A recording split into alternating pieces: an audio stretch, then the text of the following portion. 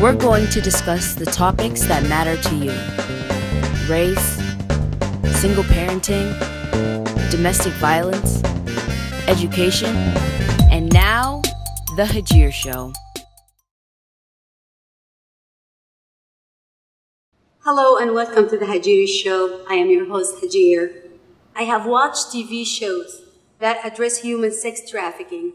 I listened to stories and news globally and here in the US, but I never would have thought that this is a big problem here in Pennsylvania.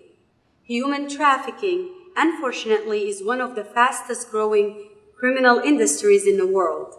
Currently, it is second only to drug trafficking and produced $32 billion of annual revenue worldwide. A trafficker or a pimp is the person who forced an adult or a minor to engage in a commercial sex for his/her own profit. Today, we are going to explore these issues through different eyes: a victim and a survivor, a law enforcement personnel, and a victim advocate, and a previous pimp. Please help me welcome our guest. First, we will talk to Rhonda. Rhonda, hello. Hi. Can you introduce yourself and tell everyone who you are and what you do? Yes, thank you. My name is Rhonda Hendrickson. I am a Vice President of Programs at the YWCA Greater Harrisburg, and I am the founder of the Path 15 project, which stands for the Pennsylvania Alliance Against Trafficking in Humans Route 15 project. And in short, we cover 12 counties up and down Route 15 and provide training, education, but more importantly, we provide interventions and direct services for victims of human trafficking. Perfect. Thank you for everything you're doing. And can we just start by explaining what is human trafficking? Tell everyone out there human trafficking in general. When we hear that, I think of human sex trafficking. And I'm sure a lot of people do the same. Right. And you know, human trafficking is really modern day slavery. And you said it earlier. It is the commercial exploitation of one human being by another, and it's for the purposes of commercial sex or for labor services. Okay. And why is this like a huge issue now? Is it because we are touching or talking about it here in Pennsylvania, or it's always been an issue? I know Harrisburg is one of the area that people move across from different cities, states. So, I mean, a lot of people out there don't know why are we talking now about this subject. Well, you're right. I mean, Harrisburg is a huge transportation hub. Think of all the intersections in Harrisburg, you know, Route 81, Route 15, the Turnpike. We're really that cross sector to reach New York, to reach Maryland and Washington. So we're in a perfect place where victims can be transported, but also where victims are recruited. And, you know, this has been around for forever, but it hasn't always been called human trafficking. You know, Act 105, which was passed in September of 2014, has really given Pennsylvania the strength behind our laws and really identified what human trafficking looks like and given prosecutors and police officers the tools they need to address this. Before, we might have looked at trafficking as prostitution, or it might have even included kidnapping and certain RICO charges. But today, we're very clear human trafficking is well defined in our Pennsylvania law as well as our federal statutes. What I read somewhere in 2016, it's like the United States. When I had previously spoke about this issue, people think this is a foreign issue happening in all other countries except the United States. And when I start reading, I was very surprised and shocked. In 2016, it's 32.5% increase in just the United States. And do we have any current statistic, or you don't know? So it's really difficult to give you local statistics. You know, we are really just on the forefront of attacking this problem, so those kind of statistics don't necessarily exist yet. However, if we look at what the YWCA has been doing with our Path 15 project, since 2014, we've worked with about 135 victims. 85 to 89% of those victims are United States citizens. And, is this a problem? Ages? Ages run anywhere from, our youngest victim was about 15 years old, and our oldest victim is in their 60s. So it's hard, there's no stereotype here whatsoever. It's just like domestic violence, sexual Just like assault. domestic violence doesn't discriminate. It does not discriminate, and really anybody can fall prey to this, but especially people who are already vulnerable, people who might have substance abuse problems or have a lot of trauma, childhood sexual assault, domestic violence in their homes. So we see long histories of trauma in the victims. Okay. And one of the areas that I read also from the Department of I forgot the link, but I'll put it down. There is 1 in 6 endangered runaway. Is it just because of this age? You said between 15 to 60, and I read somewhere 12 to 18 is the more vulnerable. Is it because of the age? Is it because of problem in their families, or is it just because of they're more prone to accept? All of those things. All of the above. All of those things. Just based on their age, they're very vulnerable. And then take a child who is a runaway, a throwaway, or a walkaway, which means they walked away from home and nobody's going to miss them. Parents don't care, go ahead and leave. Or they might have walked away or ran away from the foster care system. Traffickers exploit the vulnerabilities of children. They befriend them. They romanticize them. I'll take care of you. Come with me. I'll be your white knight in shining armor, and I'll save you. But what they do is then manipulate and coerce this person into things like forced prostitution. Okay. 1 in 6 is a really scary number. Anthony, can you introduce yourself and tell us about your experience with this crime? Sure. My name's Anthony Fiore. I'm a police officer with the Harrisburg Bureau of Police. I'm currently assigned to our Street Crimes Unit, which is operated under the Office of the Chief. I've been a police officer here in the city for almost 9 years now. My experience with human trafficking is kind of in its infant stages. We just recently kind of broke ground on an investigation of myself and members of the Dauphin County District Attorney's Office have been running since almost January of this year. So, like I said, my experience is limited, but the amount of things and the amount of different aspects that I've learned about human trafficking over the last 7 months is quite overwhelming. Okay. And you said you guys just you were working on a case for all this time. This is 8 months. This is the normal process? Why is it that long? I think this case that we're working now is it's a little bit different than your prototypical, like what you would think of with human trafficking. Like you had mentioned earlier, just describe human trafficking. Prior to my experience with human trafficking right now, I was the kind of guy that would think, somebody bringing people over the border and forcing them to work in factories, low wages, that kind of stuff. But what I've experienced here in the city over the last 7 months is completely opposite of that.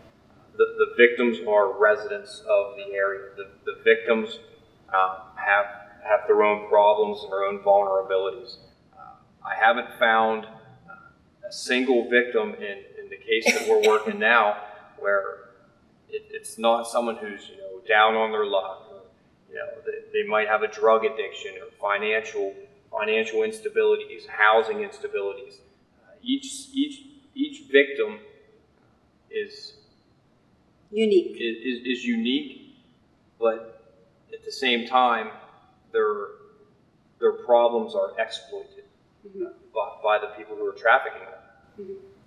And are you, like, during your small time, did you notice that there is a more focused area that you can find the human sex trafficking in general, whether it's labor or whether it's human sex trafficking? Right. So the three general areas that we've focused on here just recently was labor servitude, a person's ability to control their access to a controlled substance, and then physically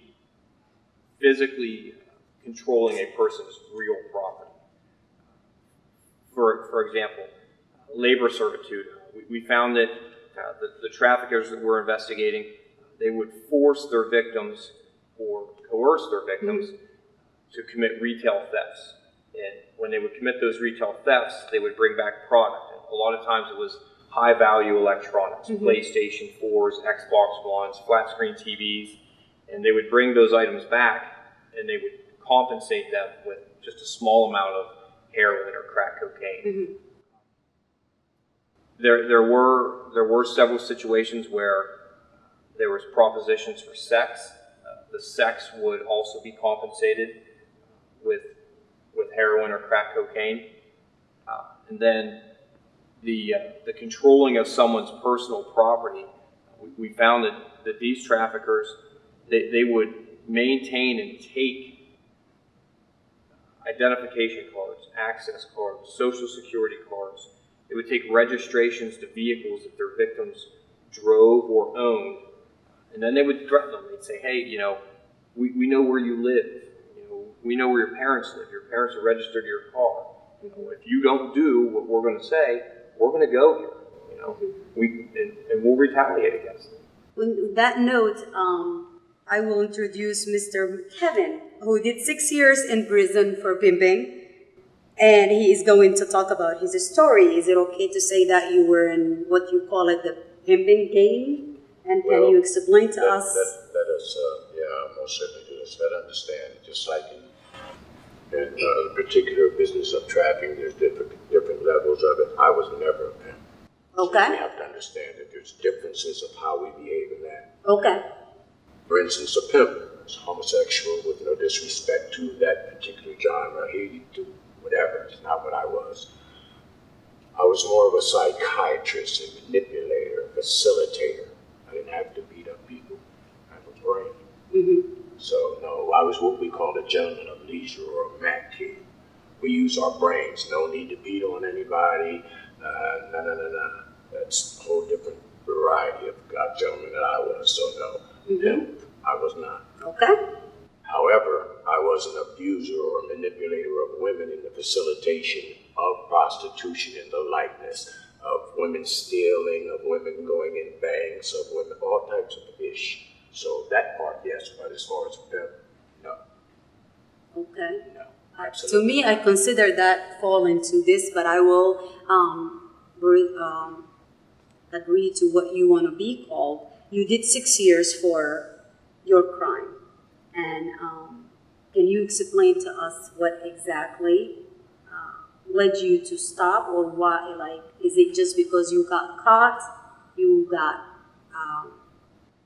called to do the job, or what is, like, what happened? Well, it's very, very simple. In spite of what I was doing, I never, how can I say? I didn't wake up one day and say, you know what, I'll make a woman a prostitute. It didn't happen that way. Okay, how did it start? It started because I couldn't go to college to fulfill my basketball scholarship.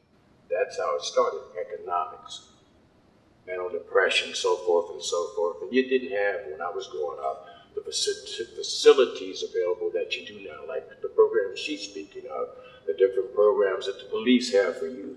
None of that was there, okay? So out of sheer, how can we say, actually, it was older men that said, hey man, this, and that.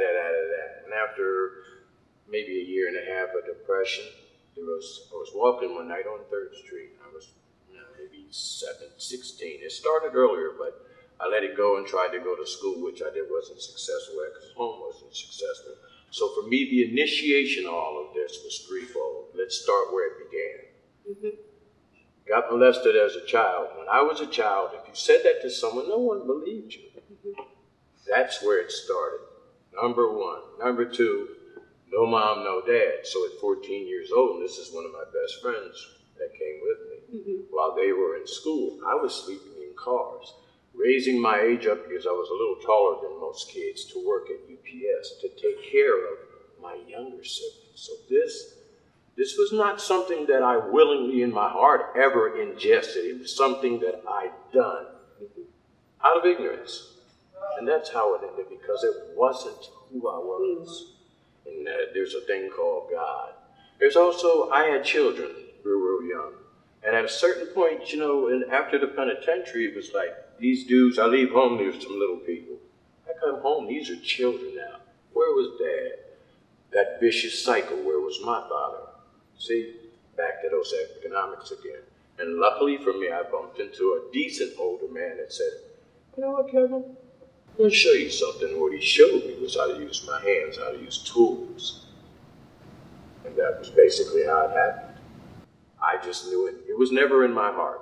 It was just never there. I did it because the people around me did it. Influenced by older people on kids. What 13, 14-year-old child has the equipment to deal with a 30, 35-year-old man? It doesn't, and especially if these men and women don't have their best interests. And this is where it starts. It starts in the house. And here's what I can say. Right here in Harrisburg, and I'm going to be bold, 4 out of 10 male children are molested. You just don't know it. I'm going to say that again. 4 out of 10. Here's the greater damage of this. Now, I was not molested by a man physically, but a man's physically present. And the only one of the reasons why I was allowed to come out of this. Children, again, don't have the tools that an adult has to even speak about trauma. You can't facilitate it. So for all of those years, from 14 till 30, all of that locked. So yeah, it was easy to act out what was acted on me in a way. Do you understand what I'm saying? Yeah. It does. No young woman wakes up and says, I'm going to be a prostitute or a whore, or I'm going to steal today. No young man. There's always the big 3. Most of the time, and I'm telling you, this is 9 out of 10 that live this life, have been molested. And I'm going to be so bold to say it. For me, I told my parents, no one wanted to hear that. Now, how do you tell your parents that you've been molested and no one wants to hear it? So what do? You go in the shell, and that shell becomes what was alive in me as a little boy is dead now. So at 14, I'm doing things, man. Heck, I couldn't even deal with girls my age because of what I've already been soiled and stained. So it's a vicious cycle that starts in a house, a relative's house, sometimes even the church. But 9 out of 10 people that live this life have been molested. So the choices are, you become, I'll use your word, a pimp. You become, if a female, a prostitute.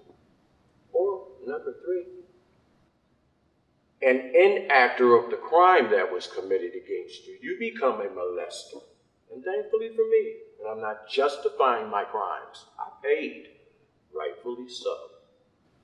But do you understand what I'm trying to say? The act of it itself is worse than So there is no 4 choices.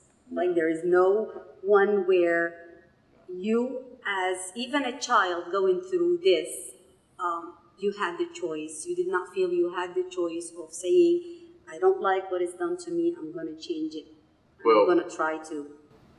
Again, take yourself. I don't know how to, let's take you back to 14. How many days that were, and all of us. Were you able to facilitate what you wanted to say and or what you felt most importantly at that age as you are now? The answer to that is no. No child is, and the thing of I'm saying again, economics. A hungry child. I was him. So these older guys saying, come on, man, let us show you this. And inevitably at 15 years old, I'm living in a house with a 33-year-old woman. Who does that? I'm driving a new car to high school. No one gives a damn. Who does that? The society does that to children. See, it's not mommy and daddy. We need him for damn sure. We need you, we need her. There's a great healing that needs to happen in our children, and no one's listening. No one's listening. You'd be surprised at the things that happen around. Like, for instance, one of the greatest crimes is committed against older people, especially older women. Taking advantage of their cars are taken from them, like he said, the access cards. And so what they do, they take pictures or films of them and say, hey, tell anybody. It's horrible out here. But again, without there being a communication between law enforcement, the community, and these people that are affected. See, because the people who have been affected by this, you can't go to school to know what I know about this. He can't. You have to be a volunteer or a participant in that hell. It's hell. And it affects all of us that have been through it. And again, I'm not one to glamorize it. I've never glamorized what I've done. And you'd be surprised how many young men come to me that know that part of my life. Say, yo, G, yeah, no, homie, that's poison. It's buried. Now, you want to learn how to use this level in this song? Now, I'll teach you that. You want to learn how to facilitate the English language? I'll teach you that. You want to learn how to play an instrument? I'll teach you that. But not that. So, do you understand what I'm trying to say? That sense of neighborhood that we once had. And just let me take you back to what he said about driving. He was molested, and part of what we're dealing with, if you see a child, I think I'm going to just get that out of this. If we see a child in his age driving a brand new car or some major change, that should be a sign, one of the signs that, right? Am I absolutely? What do you want to talk to Kevin? I'm sure you have something you want to talk to him about, but would that be a sign for the community to be involved? He's saying if there is involvement, and there is a lot of what he's saying is part of the issue, like we discussed earlier, the community involvement. How safely can we get involved? How can we recognize someone in distress, or someone before they turn and become something that they will hate for or resent for the rest of their life? Right. So I think what Kevin has described about his childhood really mirrors what we see traffickers doing to recruit their victims. That manipulation, that pretending I'm your friend and I'm going to save you, or I'm going to help you, or I'm going to be your boyfriend or your new big sister. And we see that manipulation. And when you see that child, if a 14-year-old girl, let's say, all of a sudden has an older boyfriend, or it has new designer clothes and a Gucci purse, somebody in that child's life, whether it's a parent, a teacher, some caring adult, needs to start asking questions. What has happened to you? Not what's wrong with you. What's happened to you is a whole different question. And see if you can open that conversation. And I know that sounds very simple. I'm making it be very simple. But you have got to establish some level of trust to get this child, to open up. Right, who may be being victimized by adults. They're not going to say, oh, yeah, let me talk to you. So notice I keep saying, and I'm repetitive, and it'll become redundant. I keep saying that this is a continuum of a threefold relationship. First things first, no one's going to open up to you. You don't know them. You don't have the experience of what they are experiencing. See, that's the key.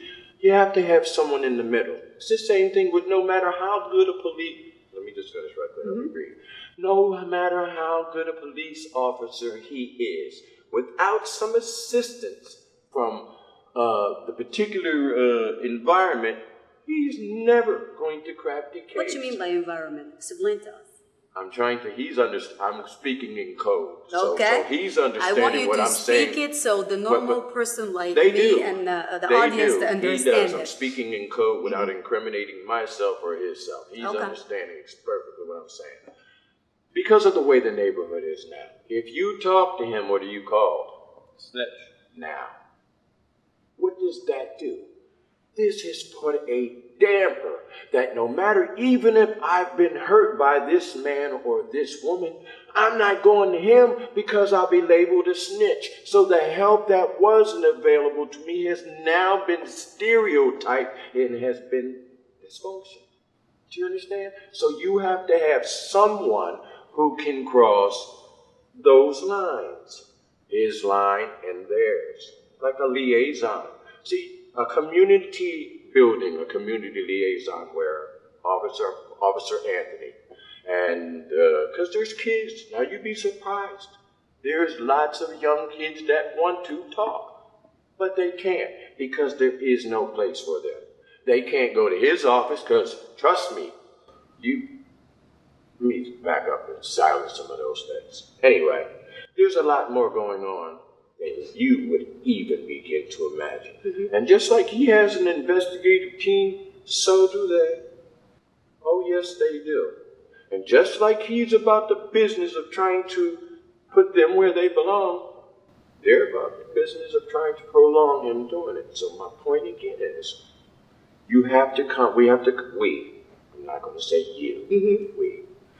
I as a parent, as a man, as a person who, for me, this is a lifelong debt that I can never pay, no matter how many kids I help, no matter, and I've developed a program to help, written up, compiled. And I know it works because I've worked it on the best patient in the world. If it worked on me, it'll work. We have to get to the business of uncovering this little mass. See, it's just a little thin layer that lies between him being able to do his job and the streets being safe for anybody to walk on, or the continuum of how it is. You have to get a community building where he can come and she can come, and they can come and we can come and talk about our problem, because we have a problem. The biggest problem is what? I can't talk to him because if anybody sees me talk to him, I'm doomed in the neighborhood. He makes a really good point, and some of the stuff that he was saying, that Kevin here was saying earlier, it starts with healing. First off, there has to be a genuine relationship between the police and the community, and that's not something that's obviously going to happen overnight. But it is something that I know that we're trying to do here, and I know the chief is trying to do here. But like we were talking before we went on air here, these cases are so hard to identify and they're so hard to find. Like you could get 100 calls for service for a burglary. It comes across 911 all the time. 100 calls for service for a robbery. It comes across 911 all the time. You never get that call that says, hey, up on 17th Street there's human trafficking. That just doesn't happen. You have to have a community or people within the community who are so comfortable talking with the police to give you that information. And that's very difficult to do because, like Kevin said, the overwhelming mentality on the street today is that if you speak with the police in any manner, everybody else, they might not even see what you're saying. You might be telling the police officer what you had for lunch. The people who see you speaking with the police, they don't know that. Okay? So you're safe when you're standing there with me, but as soon as I leave around the corner and 10 people come out of the house and question why you were talking to me, everything falls apart again. So the second thing that we're talking about before we went on air, on how to make these victims more comfortable when you're talking with them. The biggest thing is having someone like Kevin who can relate to them. I could ask them 1,000 questions, and I could ask 1,000 of the perfect and most appropriate questions, and unless they're comfortable telling me the answer, I'm never going to get the answers that I know they want to tell me. So that's Kevin's spot on with that. There has to be people within the community who are working, like with Ron, Kevin, the police department, community groups. There has to be that connection, but there has to be more of it. And that's true, but let me just bring this back a little bit. I agree with what you said. Yes, ma'am. I agree with what you said. But the bottom line accountability here isn't on people in the community telling and snitching. The bottom line is the traffickers are the exploiters. They are the ones responsible for this crime, period. Plain and simple, and they need to be accountable. Do the bystanders in that community need to be aware? Absolutely, and I agree. We need help identifying these cases because victims do not walk in our door and say, I'm a human trafficking victim. We see that with our domestic violence program. They do walk in and say, help me. You know, my spouse, my significant other is hurting me. We don't see that with human trafficking. What we see are police making interventions, the FBI making interventions, and bringing those victims to us. And, you know, I'm really proud. The YWCA really has made a difference in helping victims get the comfort level that you need, but getting them services and starting that healing process that was probably missing for Kevin. You know, we're a neutral party. We're not advocating for prosecution. We're not advocating for them to do anything except make the choice that's going to be best for them.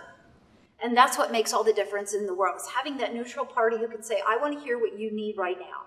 What do you need to be safe, and what can we help you do?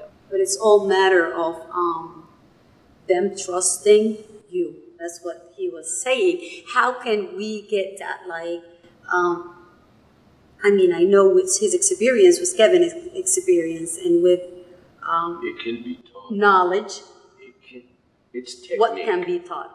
The technique. See, I'm going to give you a perfect example, and it's wonderful that he's sitting here. Now, I don't know this man personally, that's obvious. It's not my business to. His line of duty depicts that's how it goes, whatever. Here's what I know. Until he was taught and trained, he might have thought about being a police officer. But once he got the training, he became one. See, it's training. It's a revisioning or a revising of thought. It's a re-editing of how we speak. It's a different body language, because what I want to make you totally aware of, people who have been damaged like me, we feel things that you would never dream of feeling. See, there's another key. We can smell you. We can smell your disdain, your my friend sitting in there, be still here, he'll tell you. All of that is awakened once you've been put through that torture test. So what I'm saying is, it's training, it's conversation, it's a group of guys and girls like people like me with a group of guys and girls like y'all to sit and exchange back and forth, and you hammer it. And it's just training. He can be trained to recognize this, just like I didn't wake up and say, you know, I want to be able to tell immediately who's a thief, who's a hooker, who's a pimp, who's this and that. I can do it because I roamed that corridor. I was trained to recognize it. So can she be trained, or how can I say, I'm saying, it is a training. Yeah. You're bringing a good topic here when we were talking about trafficker and what they're looking for. He said he's training. That's why exactly what we're going to have you. For example, you could take me. Well, you wouldn't have to take me. I can take myself, because there's certain things about this particular disease that will never change. And what is that? Opportunity. This is all based upon opportunity, opportunism. So my knowing that, I could write on a paper right now, and I haven't been in the streets in, I'll be 60 years old, so thank God. In many a moon, I haven't been in the streets in 35 years or so. But I could write down right now on a paper, right now, and tell him where to go, and he can make arrest tonight, because it does not change. It's only masked. That's all. It'll never change, because it's an ignorance and an evil disease. So yeah, people need to have, the community needs to be trained in thinking, but so does our law enforcement and the people in position that want to help. To have her job, you have to want to help. She needs retraining, because she can't help with her heart's desire until she learns the language of these people. And it's not the one that we're using. And we are back talking about the victims who are hiding in plain sight, as we say, or as the YW always say in their website. We stopped at Kevin trying to talk to us about science. All right, I'm going to tag right in off of what you're talking about. There are signs. Well, one of the first signs you can tell when it comes to a male, he'll be overly assertive out of his mouth, nasty, irritated, angry, egregious, aggressive, and what's that based on? You'd be surprised how many children are hungry. Let me repeat that. 2017. It would amaze you how many kids in this little town are hungry. One of the uglier things, and I'm going to speak about that because I'm not afraid, one of the uglier scars of this disease out here, the human trafficking and abuse system of these monsters, this disease, is as I speak about a child being hungry. Well, if the mother's addicted to drug or has an abusive associate, there goes the nourishment for the child. Mm-hmm. One of the greater things that the new modern day drug dealer does is he preys on people's access cards, things like that. So the little boy that you'll see later on in the day that's running around, you see him cussing, if you give him a candy bar, you'll be surprised what happened. And I mean, I'm saying that humorously, but it's sad, it's true. Mm-hmm. Females. Most of the time, she's real withdrawn, or she's like that little boy acting way outside of the bounds of a little girl. And what are these? Again, as I said earlier, as I was speaking, as a child, we're not able to facilitate these dark, deep feelings. Like if you and your husband get divorced and no baby, I miss you, you can cry it out, you can listen to some Luther or whoever. Have you a sip of your beverage of choice, you'll be fine. But as a child, you can't. You don't know how. You don't know, more importantly, who can I go to? And again, our line of defense once was him. That's been severed. So who do I go to? I don't know about her. See, they're back to that building I'm talking about, where they have access to her. And access to you, you'd be surprised how much seeing a professional woman like you would mean simply to children and her, who are not improperly clothed. I mean, this is all that they see. Do you understand what I'm saying? And for the little girls, let me especially speak about them because they're at the greater risk. This little girl, most of the time, she's withdrawn. Most of them, they don't want to speak. And again, this premise is based upon economics and sustenance. That little girl, most of the time, is hungry too. That little girl, most of the time, as we notice, the mothers have gotten younger. The parenting skills aren't where they need to be. There's again another problem. And even though I was older, my parents' parenting skills evidently, they left a little bit to desire back to the girl. Not only is she withdrawn or over assertive with her mouth, she has another issue. She's been soiled. See, the greatest part about being the sex crimes against children, it's unlike any other. It's threefold. It's mental, it's physical, and it's spiritual. To this day, I'm incapable, basically, of loving someone. Do you understand what I'm saying? Incapable. Absolutely. And why is that? Why you think is that? Because of your everything happened to you? I know. Of course that's why. And then you add that monster, that damaged little dude, no help. Mm-hmm. Being an articulate dude, very unassuming, as I said to you before, because I don't look the part. Of course I was. Now, add that on top of that. It wasn't a matter of me thinking. It's not a matter of me thinking. I know why. It's trust. Once that's broken, do you understand? And even though I've got therapy and I've got help and all that, to this day, where does that go? It goes nowhere. And the other part of it, fortunately for me, is that I've been uninclined to harm anyone or meaning to take out what I've been through on anyone else. I've been more assertive as far as wanting to help people because I can identify them. And it's easy for me to talk to someone who's been damaged because I am. I understand. And when it's a thing that we do amongst ourselves, we can feel whether you're being honest with us or not. And once that's been broken, then you talk to everybody because they have someone that they're in common. Like, I'm a musician. He wouldn't feel good at a hip-hop concert. That's not his element. Nowhere would I feel good at a policeman's ball. It's the same thing with our children that have been damaged. You see what I'm trying to say? It's a threefold thing with being there with that.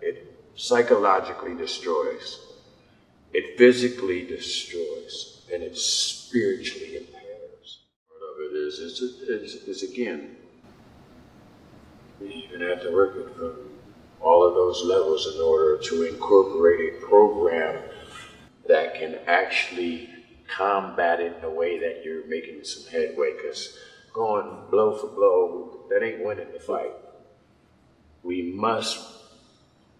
Training is needed on all levels. The community needs to be retrained how to communicate and have trust, okay? So like I was saying to a group of people the other day, I understand what you're saying would happen in St. Louis. Fortunately, that did not happen here. Now, with that in mind, that made me think it could. Yeah, and the only way it could, or something like that could happen is if we allow it to. See, we are lucky enough to have a small enough place that if we did and put the actual work, this is not rocket science. It just takes 3 different levels: law enforcement, the people in the community, and people in her situation, and of course yours. So there's a way for folks to hear. Okay. The thing of it is that this unrelentless ignorance does not want to talk to each other. See, this is the problem. We didn't get to this problem yesterday. This is 30 years of us not talking. All of a sudden one day, everybody just went their own separate way.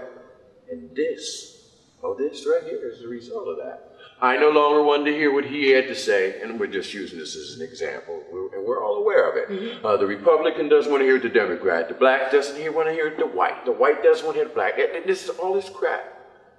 And all of our babies are being affected by it. So back to the John. The enabler is the money. I'm going to keep saying the same thing. The enabler is the money. And yeah, there's some things that you know that I don't know, and like we can go around that.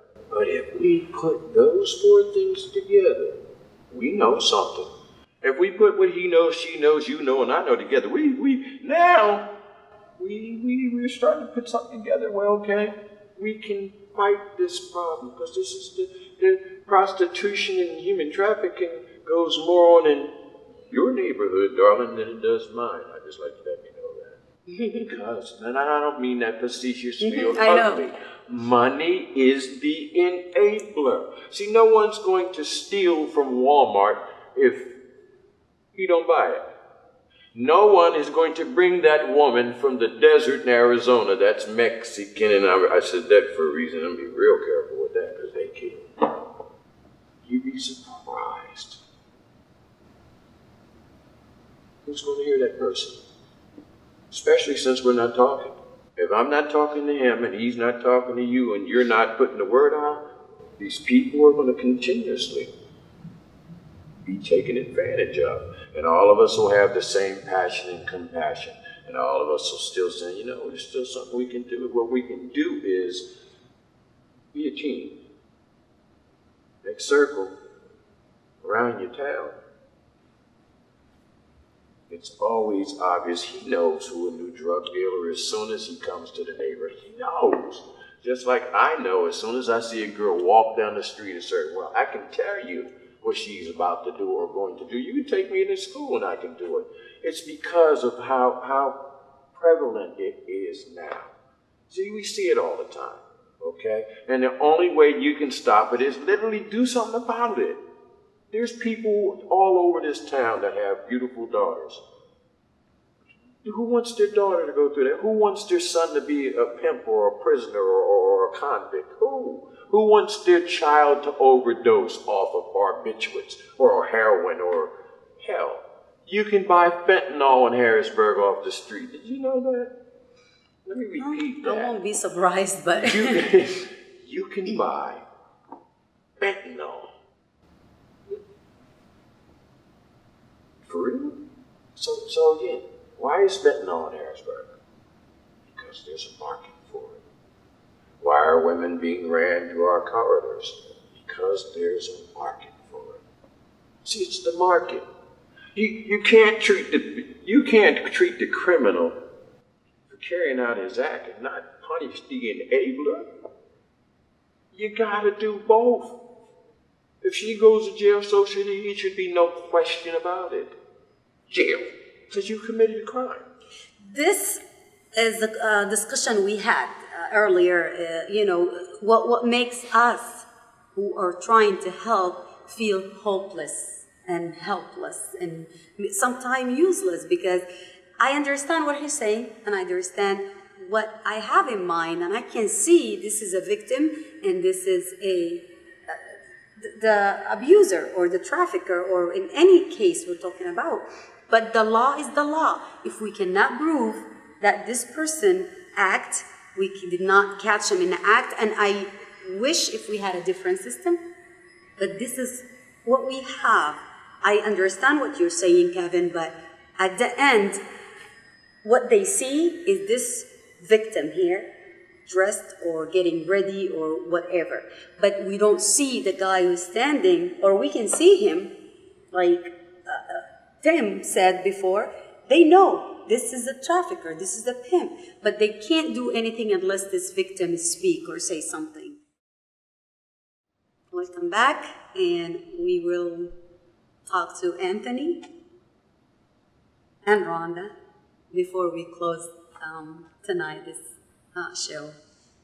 What can we do to assure everyone out there with their involvement and how they can safely help?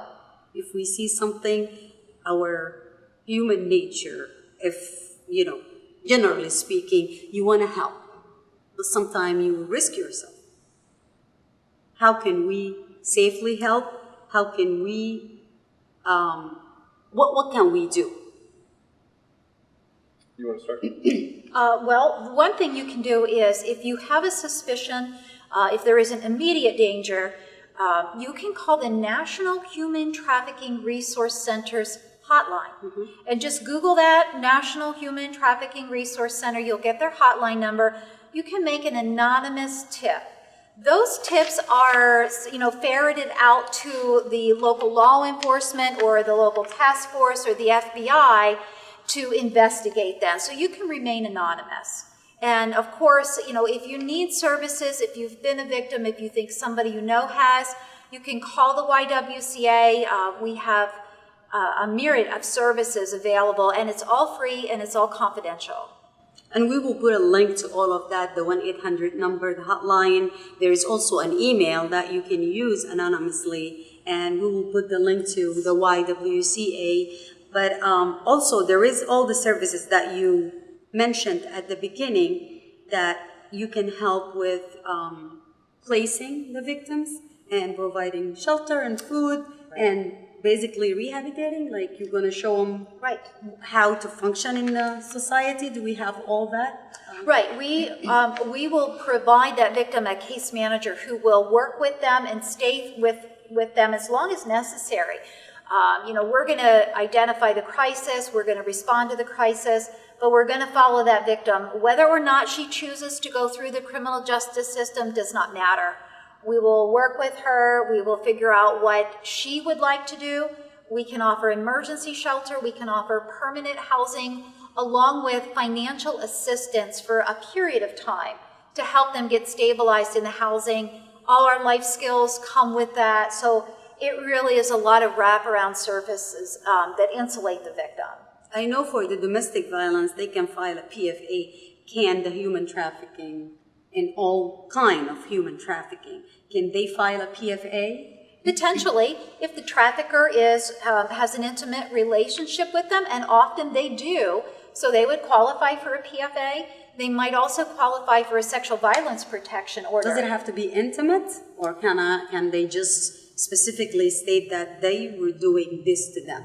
Would they there has to be certain relationships under the Protection from Abuse Act. Okay. So if it's just, your employer, you're a stranger, that wouldn't necessarily qualify for a PFA. Okay. If it's a stranger, though, it could qualify for a sexual violence protection order. Those are different. Those are outside of those intimate relationships. So if the trafficker has actually raped the victim, which often happens and usually does, they would qualify for that SVPO. Okay. All right. Anthony? From a law enforcement standpoint, I think one of the biggest hurdles that we have is obviously the ability to communicate with the victims on their level. But oftentimes we hear that a lot of the reasons that the victims are afraid to communicate is fear of retaliation. And I'm sure it exists. I'm not here to say that it does not exist. But I can tell you that in my 8.5 years of law enforcement experience, the level at which it exists is not what you would think. So, like, for instance, these traffickers that we dealt with during this last investigation, they would threaten to burn down houses of family members. You know, go to their families or their parents' place of work or business and assault them or kill them even. I can tell you in my experience that I've never seen anything like that happen. I'm not saying that it can't or that it's not possible, but I am saying that it's not common. We need to figure out a way to get our victims to believe and trust the prosecution system and to trust the process, and that the process cannot overcome without their cooperation. So as soon as we bridge that gap and we cross that bridge, we can effectively prosecute a lot more of these traffickers. Mm-hmm. And if there is any way of protecting them when they come? Obviously, the first line of defense is going to be with the police department. You need to call 911. You need to reach out to your local law enforcement agencies, because the police, at the end of the day, they are the first line of defense. And the more information the police knows, the more that they can help you and the more that they can protect you.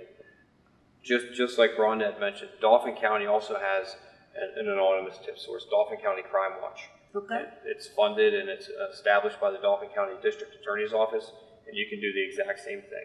You can submit anonymous tips on any type of crime, whether it be a theft or human trafficking, a homicide. It does not matter. But it's also a very integral tool that we've been using, and it has in this situation, the trafficking case that I've investigated, it has come to use because people have reached out to us on it. Okay. Kevin? Well, one of the major things is that, and I say this especially to young women, if someone is abusing you, mistreating you, that says that they're your boyfriend, your lover, or friend, get away from that person. That person does not mean you any good whatsoever. The second thing is, don't be afraid to tell someone, whether it's law enforcement, the church, or a good friend, an elder, that someone is harming you. No one can know or help you if you're not sharing with them that you're hurt. The other part of it is, black community, wake up, we got some black issues that only we can undo. Thank you very much. And this will conclude our show. I would like to thank Kevin, Rhonda, and Anthony for coming here and speaking to us and to the audience about this major crime. And like we said, it's hidden in plain sight. It's around us, and it's actually bigger than we can imagine.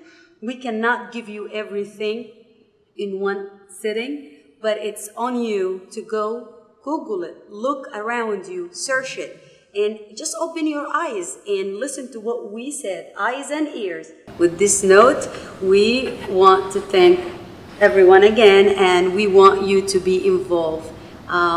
There is only you and the community who can stop this crime, and it will not continue if we stop it. Like we said, we stop the source and we stop the trafficker and help the victims.